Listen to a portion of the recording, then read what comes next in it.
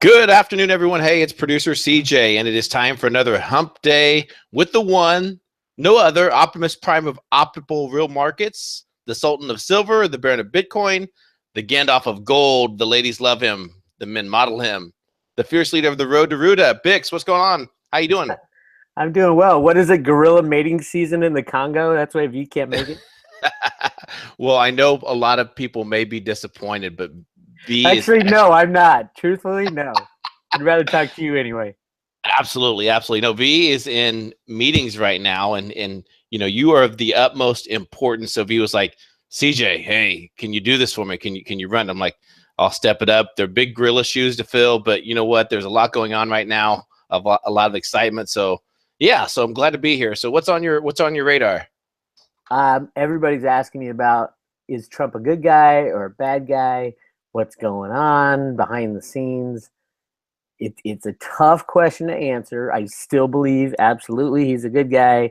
Absolutely, he had to put a lot of people in high levels of power that he didn't want to. But at the same time, he's getting things done, passing not laws, executive orders are not actually He's the laws. king of it right now. Oh my God. Not really as much as Obama did. Basically, a lot of these are just reversing the criminal actions of Obama. So yeah, and his latest big one was the executive orders to stop drug trafficking, which is right in the CIA's mothership. That's where the funding comes from for all the bad guys within the CIA, and so there's a lot of kind of purging of the old embedded bad guys within all branches of the U.S. government, and it's going to get messy when you do that. We're hearing a lot about leaks, and the resignation of General Flynn yesterday is a great example of, the bad guys aren't done; they're not gone. They're still embedded within our government, and I am surprised that Trump hasn't spoken out further on the fact that leaking secret information is a treasonous offense. And so the people who do make this link, the leaks to the press, should be tried on treason. And if they are, the first one you prosecute will send a message to everybody else that, hey, leaking is not allowed. And even if you have to drag the press into it, the press shouldn't just, release any secret information. There's the freedom of the press, and then there's the sanctity of our secret information that, if released to the world, could be detrimental to our country. And it's a fine line, but the press can't legally release anything and everything they want, or morally especially. So yeah, I think it's the battles behind the scenes. Just because Trump got into office doesn't mean this game is over. And Trump is a part of the takedown of the bad guys, and he's an important part, but he's not the biggest part by far. There's so much more going on behind the scenes to extract these bad guys out, to try the ones that have broken the law massively and continue to break the law. So I think we're going to hear some more about that coming from Trump in the next few days, about the end of press leaks due to the basically busting these guys who are doing it. Because unless he stops the leak, we can't go further. Absolutely, absolutely, and I agree with you wholeheartedly regarding, there's so many unknowns out there right now, right? So it was a very, very delicate balancing act between taking over.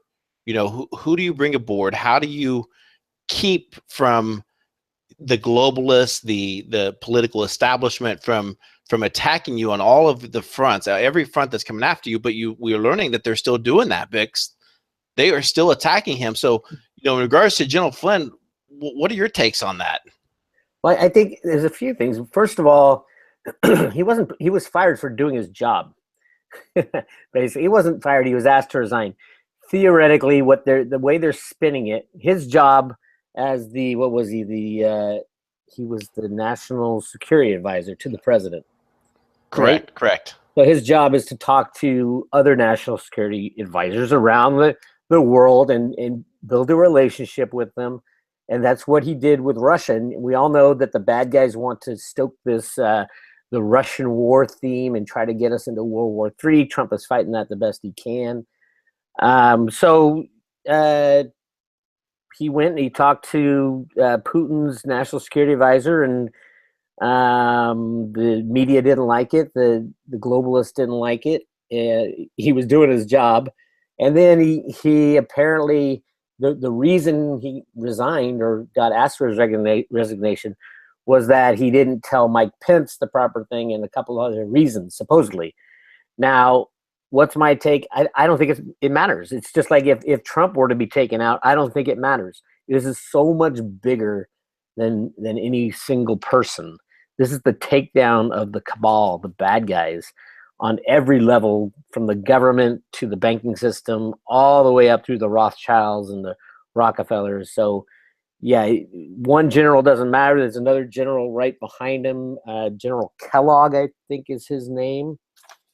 I wrote it down somewhere. But yeah, General. That's correct. Yeah. Yep. Yeah. Right behind him. And he's a Trump appointment. So yeah, he'll just carry on where Mike Flynn left. But I think also because of the way that the Flynn resignation happened, they said, well, he was just doing his job. He didn't do anything wrong. And it was all due to this leak. But Trump still let him go.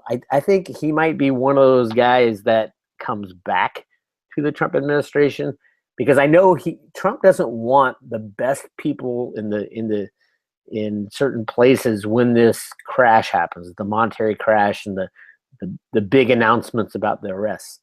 He wants people who are expendable, like Stephen Mnuchin, who's the Goldman Sachs market rigging expert. He was head of IT at Goldman, and now he's the Treasury Secretary. So Trump would love if guys like that were sitting in office, so that when the crash does happen and you have to fire the Treasury Secretary, you don't want to fire your best guy. You want to fire one of their best guys, one of the bad guys. Trump didn't even know Mnuchin, really. He was put there by the Goldman guys, and because of what he knows about computer market rigging. His job, his title at Goldman was head of IT and the computer algos and all that. That's exactly what he's put there for. Now, can he bring that to continue the market rigging via computers? I think to a point, and that the point he is not allowed to is the good guys saying, hey, no, we're not going to let you do this or that. And the good guys have control of that power, as was seen in the election. They had the power over the computer rigged voting machines. And whether or not Trump won on his own or would have won on his own is unknown. And I don't think it's really material, because the rigging was being done by the Democrats as well on the computer side. So they were both rigging, and it's just that the good guys had the power to get Trump in because they were in charge of the final tabulation. So yeah, it's a mess, and we knew it would be, though. We knew the beginning of the Trump administration would be messy. I think the scariest thing for me is that if Trump wants to make America great again, meaning make America great as it was in the last 50 years, because we got there due to market manipulation and overthrowing governments. If that's the kind of great Trump is talking about, no, it's not a good thing that Trump's there. He might get rid of some problems, but you can't make a society great based on market manipulation and overthrowing governments and taking all their natural resources. That's not the kind of great America needs or wants, because it's unsustainable. And I think I do think we're in for a crash, probably within the next few months, because Trump doesn't want it to go too long without turning over the apple cart to start fresh. And he doesn't want to fix half the things and then come 2 years down the line have an economy implode because you were rigging the silver market or the gold market or any other market. These bubbles are unsustainable.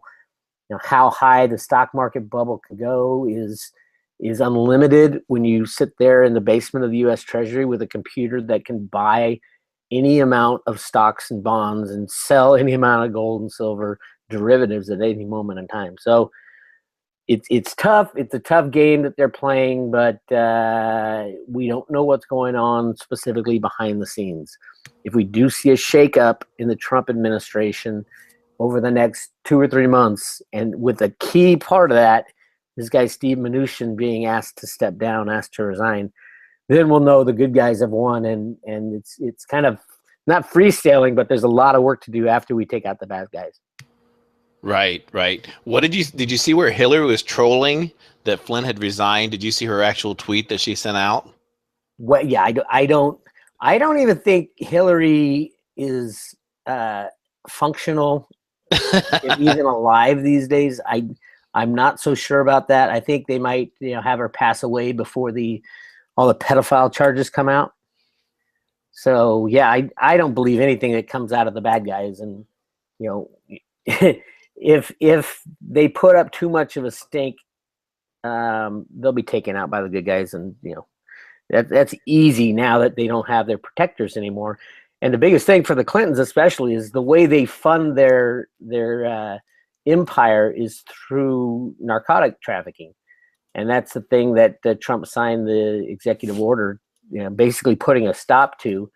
And if you see the pedophile trafficking, there was 474 arrests in LA, and apparently they're singing like canaries. And they're going to bring down some very, very powerful people in LA, and the same thing's going to go on in Washington, D.C. and New York. I heard it's going on in Pennsylvania already, and then it might have even started in Chicago and Canada. But those are rumors, and I don't know what those rumors are. And it's interesting that General Flynn, who just gave his resignation, in November, he was tweeting about, with the Pizzagate and the pedophiles are going to go down, and then the New York Police Department has all the goods on Hillary and the whole thing. So that might have been part of the reason he was let go, because you don't want certain people in certain places when this all falls down, especially if Trump wants Flynn to be there for the long run. We don't know what he's doing behind the scenes, not as a government official, but for the good guys. So yeah, it'll be interesting. Yeah, I don't know the guy, General Flynn, but everything around his resignation is kind of suspicious. Because Trump can say, I'm not gonna fire the guy because he was doing his job. So it might be that they found some dirt on him. The good guys found some dirt on him, or it might be that they just want him out of the way so that they can progress with the takedown of the embedded bad guys within the government that are still there. Right. I think that there's going to be a few more to fall. Exactly what you just said, that there's going to be a few that are set up that they know in the interim that they're going to be up there. They're going to get through, they're going to pass their hearings, are going to get appointed, and then boom, it's going to happen. One of the things I find interesting, Bix, is to take a look at the Fed and what's happening at the Fed right now with all the resignations. And I think you may have alluded to this earlier on your broadcast regarding the number of open positions that people were citing. So what in the world's going on at the Fed? Well, the Fed's a big part of it. If we're going to take down the monetary system, the Fed's the place you gotta get in. Right now, Board of Governors is supposed to have 7 members. One being the chairman, the vice chair, which is Stanley Fisher, Janet Yellen. She's such a non-entity. I just always forget her name. But yeah, she is the supposedly chairman, but the guy who runs the show is Stanley Fisher, the vice chair. And then there's only 2 others on the board right now. There's supposed to be 7 governors on the board. And the guy Trudeau just stepped down. And very interesting is that Scott Alvarez stepped down. Now, Scott Alvarez is their chief counsel. So the lawyer for the bad guys, basically, the Fed bad guys. And Alvarez is the guy who has testified many times in front of Congress. And when Ron Paul asked him, can we audit the Fed and can we audit the gold? And, Alvarez would try to lawyer himself around saying, yes, we can have a paper audit of the gold, but we can't have a physical audit of the gold. And Alvarez is key to he was the legal department within the Fed who would say, you go to your legal department when you want to cover your ass after you do illegal things. So Alvarez was there for 36 years. He was over 10 years as chief counsel. He was definitely working for the bad guys, working for Stanley Fischer within the Fed. I'm not saying that a lot of my work goes to the Fed are the ones trying to destroy the system to get us back to a gold standard. That goes back to the original Road to Ruta stuff. So a lot of the thousands and thousands of people who work for the Federal Reserve System are not working for the bad guys, but some of the top people within that system are, and they are being culled, shall we say. I do think that after the next monetary crash, there will be a combining of the Federal Reserve and the U.S. Treasury, because no bank would survive another 2008 style crash. But the problems now are 10 times bigger. It won't be a $700 billion bailout. They'll go to Congress and say we need $20 billion to restart the exact same system that we've been playing with all these years, and they're not going to get that kind of bailout. And I think everybody is positioned for that. I think Bernie Sanders is going to play a big role in how the new money within the United States is going to get reallocated. So yeah, there's a lot of stuff to go through. Just getting Trump into position with the good guys this battle has barely begun, truthfully. Yeah, I always laugh when I hear the political pundits. They make the comment that the Fed must, be transparent. They must remain independent. We don't need to audit them. They can be independent. They don't need to have oversight. And then these are the same criminals that for the last several years have manipulated the market, have rigged the entire system.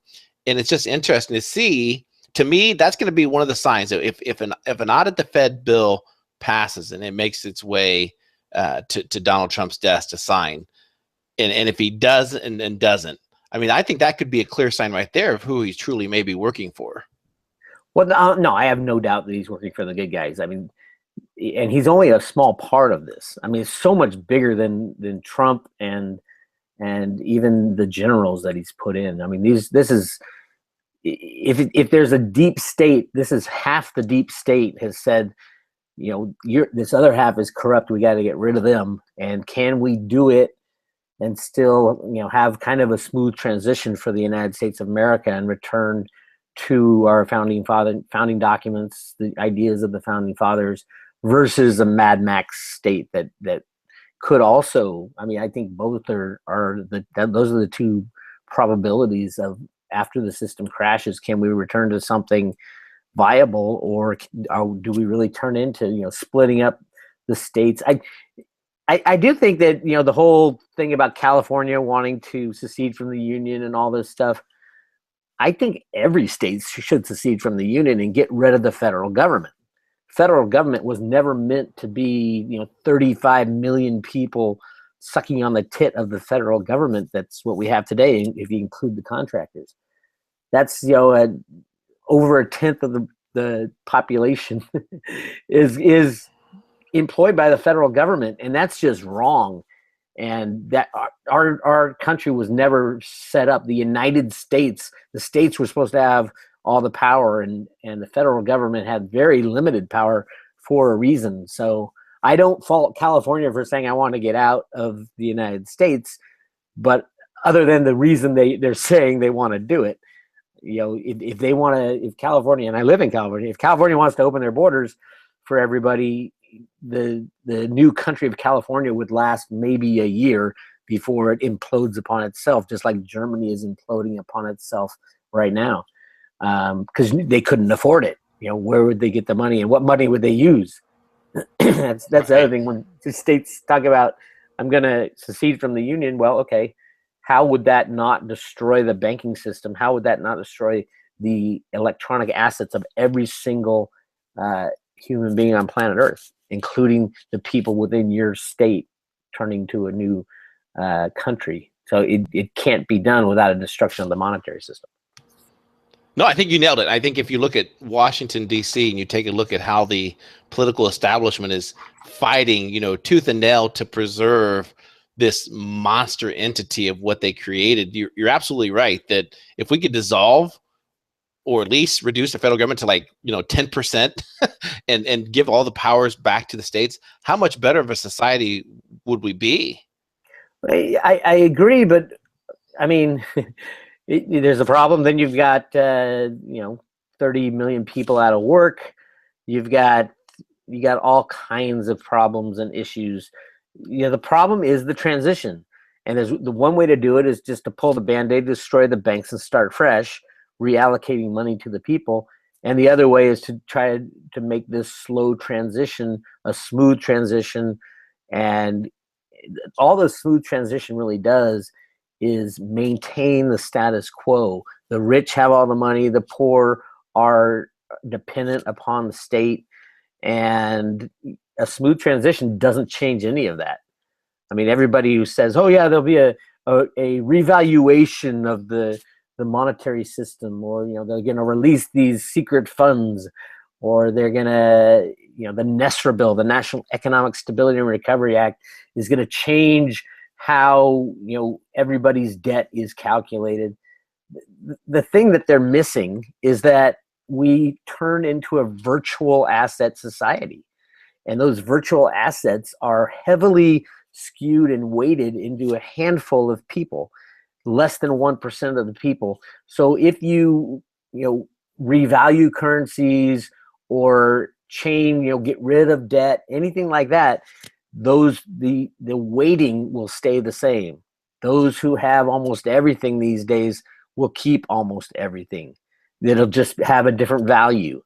And same with and then everybody who says we should give everybody free stuff because the banks stole all our money.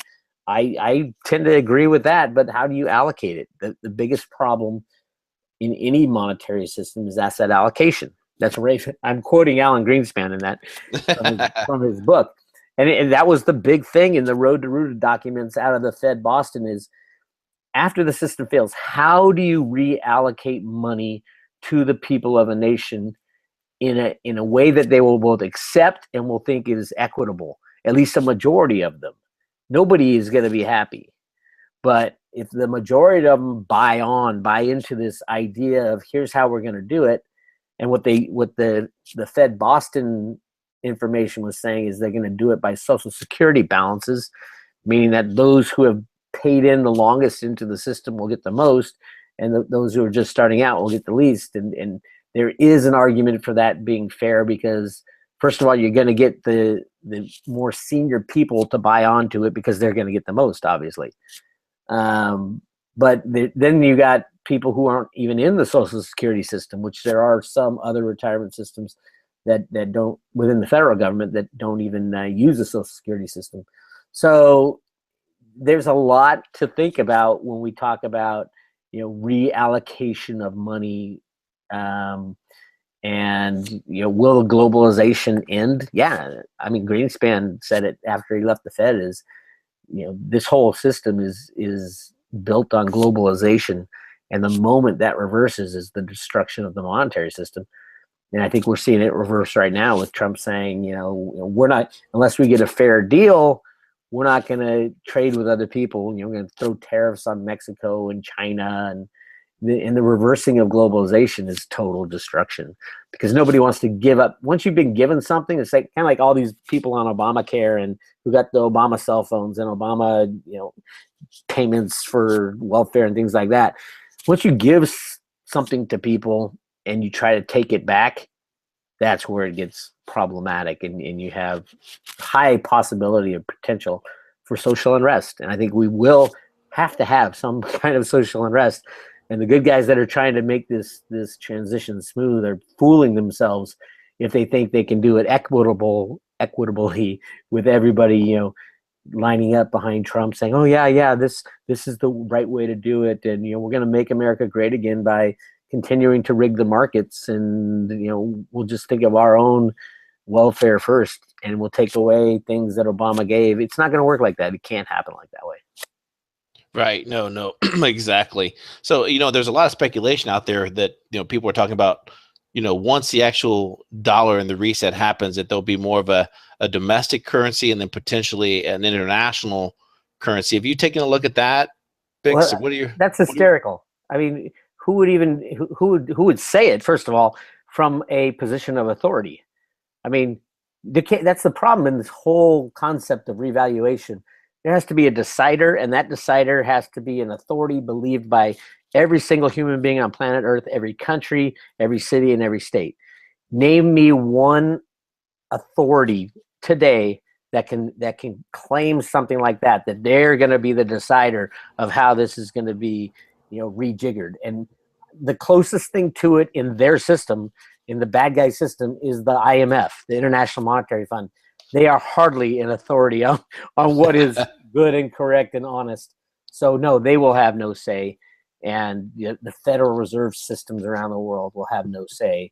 The treasuries around the world will have no say in the revaluation.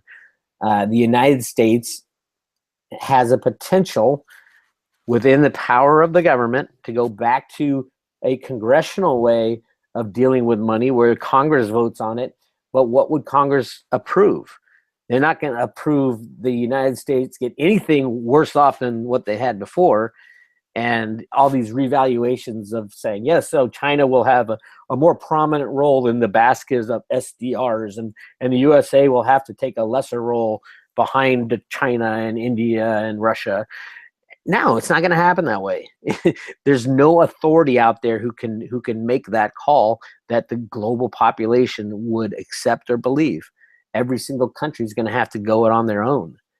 And luckily, we have a constitution that gives our Congress the power to print and determine what money is within the United States. And we're only going to have to worry about the United States. That was very clear in the Fed documents, that there would be no trade between other countries once this happens. So that's kind of where we're going. And anybody who says, "Oh yeah, it's going to be a revaluation," that requires a monetary authority, and there is none. Right. Absolutely. Absolutely. So for our listeners out there, and I know that you touched base on this in regards to the silver pricing and the COMEX. So why don't you share a little bit around what you covered today on your broadcast? Well, the COMEX, everybody knows it's a con, it's a rigged game. What they don't really dig into is how rigged is it? How much of a game is it? How are the values of silver and gold determined on the COMEX? We all know it's futures and options. It's not, metal trading hands for cash. There is a delivery component, but in the registered inventory in the COMEX is 300 million ounces, 300 million. And every day on the COMEX, we're talking about the average daily volume on the COMEX is 80,000 contracts. That's the average daily volume, meaning trading per day in 2016, which is 400 million ounces that trade of electronic futures and options that traded every day in 2016. So you've got an inventory of 30 million, and every single day 400 million ounces are traded. And if you take, and that's every working day at the COMEX, you times that by 252 days, working days within 2016, you end up with 100 billion ounces of silver that traded in 2016 versus the 30 million ounces on average that was in inventory all year. That's how prices are set on the COMEX. It's got nothing to do with physical silver at all. Those who say, "Oh yeah, we can pull out all the physical silver," and that, well, there's problems with that. First of all, you do something like that, you're going to turn out, like what happened to the Hunt brothers. You get financially destroyed. The banks will cut off your credit. They'll change the rules, and they'll take you out, and you'll lose your fortune. That's exactly what happened to the Hunts in the late 70s, early 80s. Warren Buffett made a very similar move, and he almost got arrested and put in jail for crimes he supposedly committed at General Re, which was his reinsurance company. So the bad guy criminal regulators bring Warren Buffett into their office and say, "Okay, Warren, here's the deal. We'll either send you to jail, or you're going to give us your 130 million ounces of physical silver that you have procured in the late 90s. And we're going to call it even, and we won't press charges against you in General Re. If you don't do this, you're going to jail." So what does he do? He gives them 130 million ounces. That silver is used to start the SLV criminal enterprise, the silver ETF, where you look at the volumes on the ETF and the short position on the ETF. An ETF, a physical ETF where every share represents an ounce of silver, should not have any short positions at all, and yet there's 8, 10, 15 million ounces short at any given time. It's all a criminal enterprise. The volumes of trades on the COMEX last year in silver alone went up 41% to 80,000 contracts per day. 41%, and the amount of silver mined last year went down 3%. So the amount of silver available for any kind of legitimate hedging went down 3%, and yet the volume of hedges and futures and options went up 45%. That's how desperate these guys are to keep the price of silver in check. Very similar with gold. Actually, I think the gold daily volume went up like 51% to 30 million ounces every day traded. Crazy. And this is just one exchange. You go to the LBMA, the numbers are even bigger. And those are supposed to be physical ounces transferred, which is ridiculous. So yeah, the whole problem with market manipulation is the CFTC cannot stop the manipulation, because once you stop the manipulation of gold and silver and oil and the US dollar and all that, then the game is over for fiat money. And they say, well, that would be a much worse scenario than the rigged markets that we have.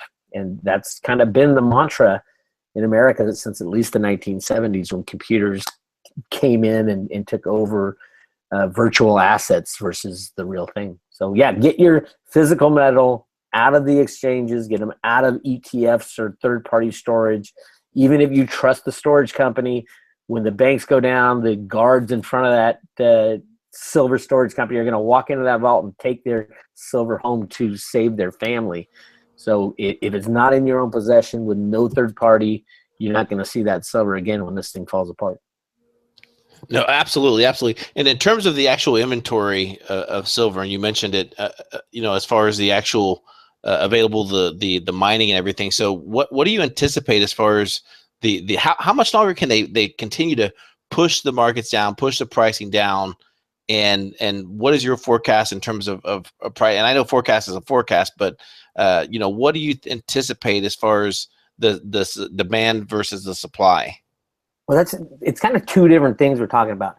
There's supply and demand for silver, physical silver supply versus physical silver demand. That's not where a price is set. There's not an exchange in the world that prices are set based on physical demand and physical supply. That's completely different than what's supposed to be, but that's the way it is. So how long can they suppress the price of silver? They can suppress the price of silver for as long as they want and at any quantity that they want. Now, there's a difference between that type of suppression and whether or not you can get your hands on physical silver, because we've seen shortages of physical silver all the time. Usually it's when prices drop, there'll be a massive shortage, which is completely against the law of supply and demand. The less silver out there, the price is supposed to be going up. But in this backwards world we live in, we see in silver, the price goes down and everybody rushes in to buy, and the price keeps going down, and then we have shortages of silver, and the U.S. Mint has to stop making the Silver Eagle rounds. There's a lot of conspiracy going on at the U.S. Mint. They basically this year they stopped reporting the amount of silver sales. And I know this because I have an inside guy who said, oh my God, the numbers are through the roof in January. They reported one number in the beginning of January. It was like the first day was huge. And then now they're barely reporting any. So yeah, it's a mess within the Mint. Well, the Mint has a big problem too, because they have allowed the bullion banks, it was HSBC, but I don't know who runs their book now, to short their inventories. So they call it hedging. We hedge our inventories. That the Silver Eagle law was very specific, and it was written for a purpose. It was written in 1987 by Barney Frank and somebody else. And the reason they wrote the Silver Eagle law to differ from the American, the Gold Eagle law, is that they wanted silver to destroy the monetary system. So they wrote the law by saying the U.S. Mint was required by law to provide coins in quantities sufficient to meet demand. No matter how much the demand was, it was illegal for the U.S. Mint to stop producing coins. If they had to go out and buy them for $50 per blank, they would still have to do that because it's a function of price. And the law doesn't say, oh, unless you have to spend more on the blank silver rounds. And they changed the law after I complained, and a lot of people complained about it. But they changed the laws so that the Treasury Secretary gets to decide whether or not they are meeting sufficient to meet demand. It hasn't changed the content of the rule. It didn't give the Treasury Secretary the ability to lie about it and say, oh, we are putting coins on allocation and limiting the amount of coins because I don't want the price of silver to go up. That is not within the law. The law says, and it still says, has to provide within the quantities to meet demand. So there should be no such thing as limited sales of Silver Eagles, and there has been. I mean, last year it was almost the entire year the Mint had them on allocation, and then you end up with these numbers that aren't so spectacular for the sales of Silver Eagles during these certain years within the last 20 years, but they're not true. They're fake.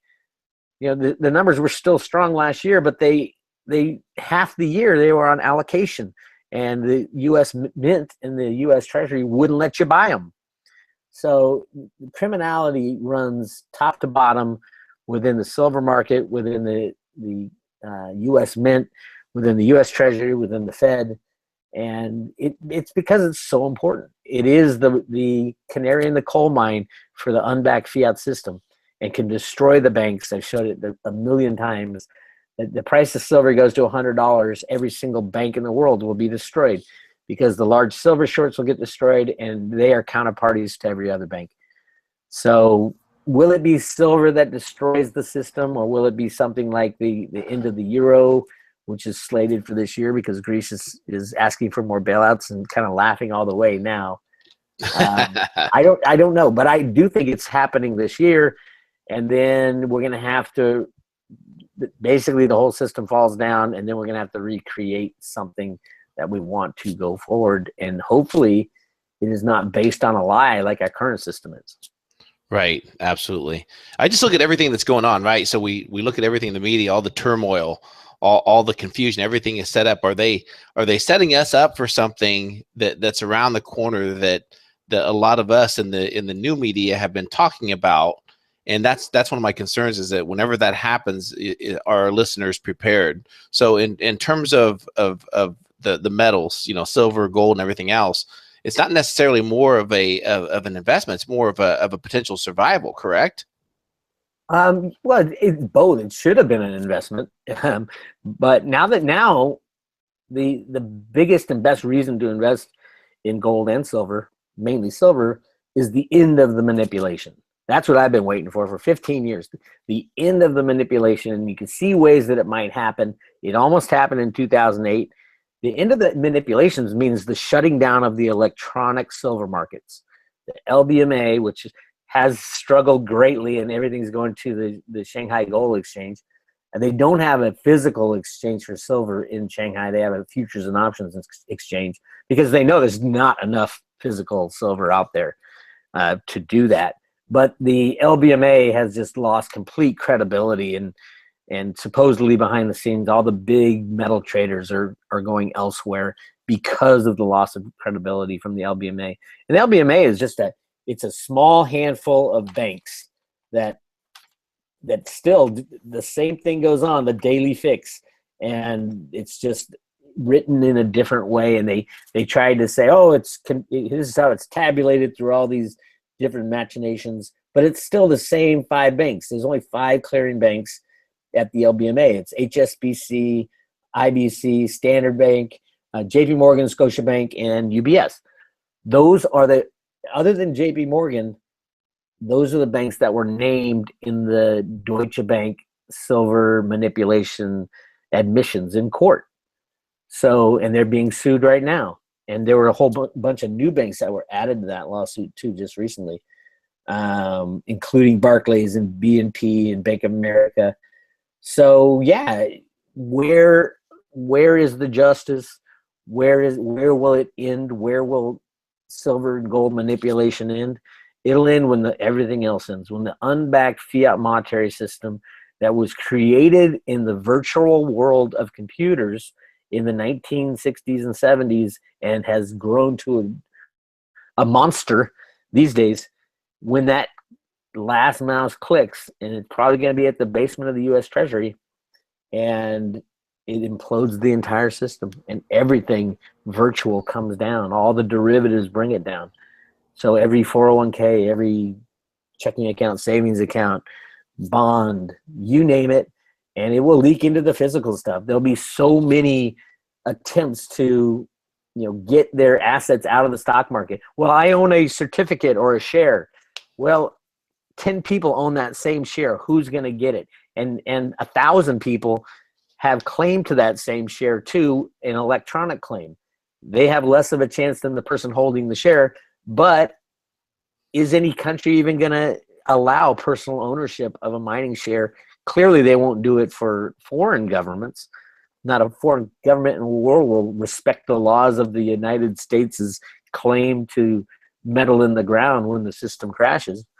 So it's a mess, and it's going to get ugly, and I think it's going to happen this year. I think Trump has been put there to kind of manage the bankruptcy of the unbacked fiat monetary system, and he loves his bankruptcies, and we'll see what happens.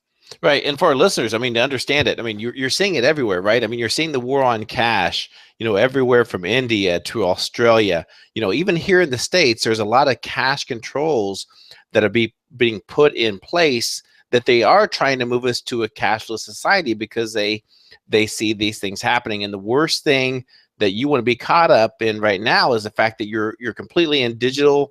You have your money in the bank, you have your IRA, and you haven't prepared yourself from around the corner, because all the signs are there, right? I mean, everything is rigged nowadays. You don't know what to believe anymore in terms of what they report regarding the unemployment rate, the student loan, the data, everything that's coming forth. And now we're also learning in regards to the algos, right? How they're manipulating things. And Cliff High, has posted some pretty important information, not only in regards to how they're suppressing the new media, but he's also forecasting what he sees as some a 5-year span of some very turbulent times that are coming up. So what are your thoughts on that?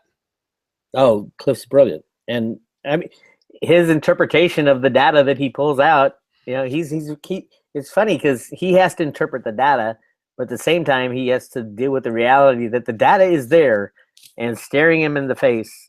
His latest video actually mentioned the road to Ruta, is that Google, and I would say the other sites like YouTube and Twitter are definitely trying to suppress the alternative media by running their algorithms so that you don't get as much views. You don't, if you Google road to Ruta, they're slowly taking it out of the system and blocking people from seeing the new media. And he says his programs that he ran, he sees it happening for companies like SGT Report and Max Kaiser and Alex Jones and his own site. And then names like Pizzagate and Pedophile are all being manipulated through the algorithms out of the system, so that when you do a search, and it's not all happening at once, but it's slowly but surely, you're not going to get the kind of results that you normally should get.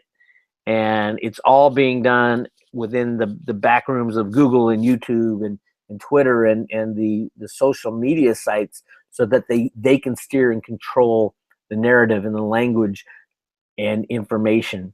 So until Trump gets in and ends that kind of thing, I think if you're going to run I'm all in and all in agreement with, it's their site. They can do whatever they want.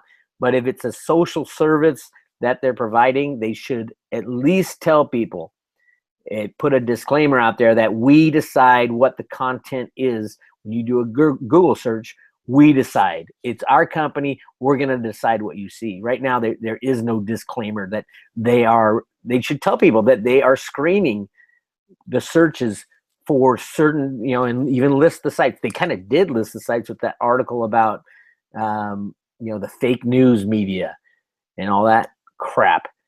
So yeah, these big companies like Google and YouTube and Twitter, they're all doing that. They're going to destroy. They're attempting to destroy the alt media, especially people who all they do is that they make their living off of YouTube's and spreading information through YouTube. They're really hurting now because they can see their views going down, down, down, and their advertising revenue going down, down, down, and they're pretty soon they'll just freeze them out, and you're gonna have to figure out ways to get around it, and it's really a pain in the butt. But on one hand, in a free market, you can decide what your program does, but in the same thing, should there be a government control entity like the phone company, or should those be government controlled? I don't know. The NSA is in there looking at every single thing too, and they can block anything they want. So I think to be censored, find new ways to get your message out besides the big names, the Googles, the YouTubes, and the Twitters, because going forward until the bad guys are completely taken out and we're back to some kind of free market type of system, they're going to squeeze out the alt media, and they're doing that. So we'll see what happens going forward. But then again, what are the alternatives? It's not like the mainstream media is growing at all. They're getting destroyed because of their lies, and people are seeing through those lies. So it'll be interesting going forward. But yeah, it's kind of sad to see the alt media getting squeezed so hard by these names that are supposed to be so free market, like Google and YouTube and Twitter. Yeah, I mean, it was perfectly set up, right? We saw them set up the whole narrative around, hey, we have to watch out because there's so much fake news out there nowadays. We have to filter it. Then you had Facebook jump in, Zuckerberg jumped in and said, yeah, we're going to start screening our news, and then Apple and all these tech giants come in, and then what did they start doing? You saw the MSM start to produce their own fake news, right? Oh yeah, and get busted for it. Which I loved when Trump said, "You're fake news. Shut the fuck up." Classic. Yeah, he covered that a little bit today, and then obviously Pelosi and Cummins fell victim to it yesterday, where they actually quoted tweets on my fake Twitter account yesterday. Did you see that as well? I heard about it. I didn't see it, but I mean, the whole Twitter thing, Trump loves to stir the pot with that, and what does it mean? And the media, the left media, has just gone insane. If you watch the presidential, the press briefings every day, it's just craziness going on out there. And I don't know, and until we get some truth and honesty that come out about who was controlling what with the Clinton campaign and all the Pizzagate stuff. I mean, it's the tip of the iceberg too, and so many things that are 50 times worse. The rigging of the markets, all that has to come out, and until it does, you're going to see a huge divide between the left and the right, and and they're even starting fighting with each other. So supposedly there's going to be a lot, according to Cliff, there's going to be a lot coming out about pedophilia and the Hollywood media, because right. That'll be really interesting because they have so much power and sway over the indignation of Trump, and they're all about the power to the people. And give me a break, they're criminals too. And when that comes out, kind of everything falls apart. Yeah, you're exactly right. And in regards to that, what have you seen on your channel as far as, are your listeners reporting anything in terms of the views, or we're getting reports that people are subscribed to our channel and then they'll come back to it and somehow they're unsubscribed. That doesn't make any sense at all. Yeah, it happens a lot. And you can see it. If you look at your own metrics, for like YouTube, and you can see problems and strange things that go on. you put out a video, you think, oh my God, this is the greatest thing ever. And then, you look and you have Pizzagate in the title, and it got 10 views instead of your normal 1,000 views. And that's part of the programming that's going on, and it's all behind the scenes, and they're controlling the narrative. And there's ways around it, but it's one of those things. The more you try to hide what you're trying to do, the less people who are going to find what you're trying to do, and the less people will be exposed to it. And that's our main focus when you do these YouTube things and try to spread this information far and wide, get people smarter about all the lies that are going on. And they went right to the source, and they're trying to block it. So I'd say for YouTube people, I'd say think about other sources that you can get your message out also, and definitely start your own website and get people going there. But they block that too. So yeah, it's tough. The battles go on so many fronts. Hopefully the Trump gang, the gang of the good guys behind the scenes, will take some of these bigger players out in the next couple months. But it will be chaotic, and I think everybody should be prepared for some chaos. And it's really tough right now to talk about anything differently other than Trump and everything that's happening. You keep waiting for the next truth bomb to come out, and I'm like you. I mean, the truth has got to come out regarding this, and right now that's the thing. Things like the 774 arrests in LA, and not one mainstream media thing covered it, and it was insane. And you had the only thing I saw in the mainstream, it wasn't even on the mainstream. It was the LA police website was a YouTube video with like 20 different heads of the police departments and the human health and human services saying this is the biggest arrest we've ever had, and there's 474, and we freed all these children, and nothing covered in the mainstream media. No, nothing at all. And that's and with the whole thing with the arrest of the we're calling it PG here just to keep the YouTube filters from smashing our views and everything. So we're saying PG instead. See, that's the problem there. You can't say PG because it's completely opposite. It's like XXX. Yeah. Exactly. And then also, hey, just a little bit on the lighter side, I was going through, and I always get your whenever you post a new video and everything, it always comes to my phone and everything. So I was checking out Pay Me My Silver Now. So why don't you talk to us a little bit around that, and how long have you been a musician, and do you do a band and everything else too? I used to I used to want to be a rock star like everybody else. So I was like a singer-songwriter back in college, and yeah, I used to sing in pubs all around Santa Barbara and the Bay Area, and San Francisco and Oakland, and yeah, it was great fun. And then I started having to get a job. I got a job in the banking industry, believe it or not. Worked there for a long time, 25 years. Just left that a couple years ago, and now I'm doing Road to Ruta full time. I've written 4 books now.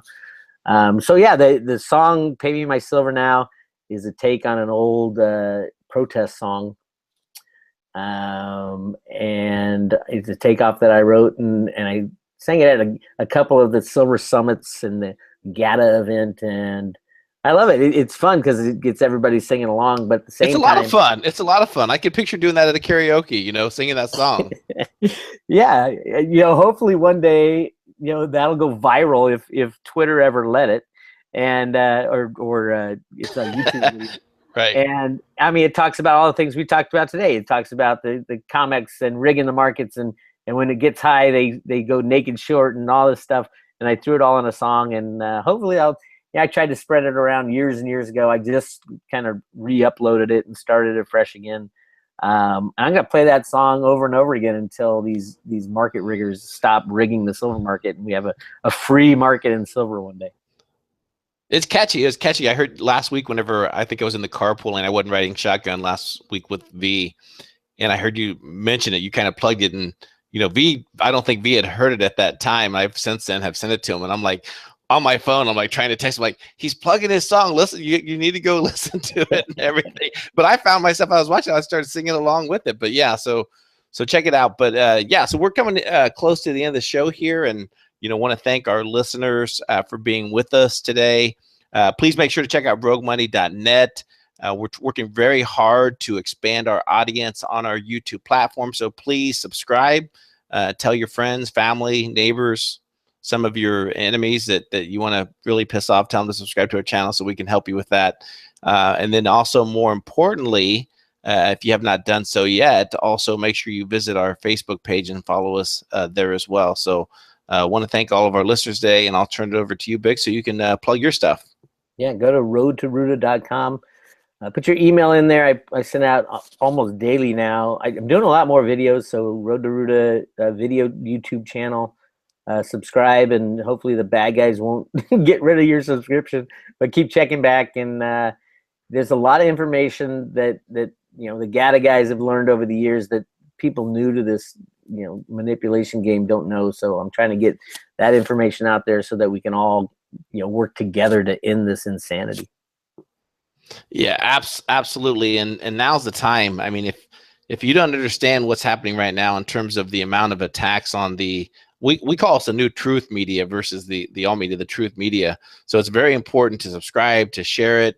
We want to thank all of our listeners for being with us today. And this is Bix and producer CJ, and we are over and out.